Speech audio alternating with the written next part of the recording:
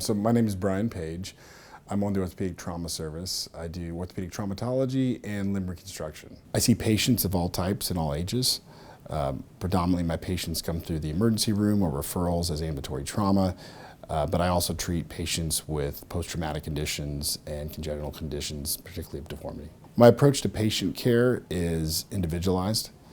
I like to get to know the patient, and understand their injury and how that relates to their lifestyle, understanding what they do for a living, what their goals are, what sort of extracurriculars they have. Some people, their goals are predominantly around their field of work. Other people, it's about their recreational life. Understanding your patient and what they want helps you decide what the best surgery is. Being that I'm an orthopedic trauma surgeon and limb reconstruction surgeon, I see a very wide breadth of surgical cases. Being at a place like HSS allows me to have the best resources, the most up-to-date implants, and putting all those things together, I can develop a great plan for the patients, present that to them, and hopefully deliver that in the most efficient way possible.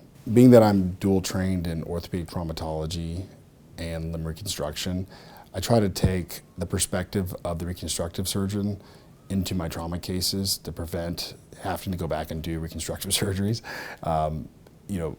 Trying to be as accurate as possible with the parameters that I would try to correct as a deformity surgeon allows me to be more accurate as a trauma surgeon.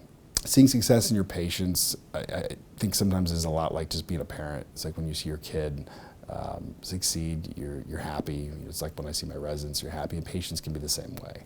It's, you see someone in my circumstances who comes in through the emergency room, you hardly recognize, and then you see them walk back into clinic and they're dressed and put together, and they're happy. It's priceless.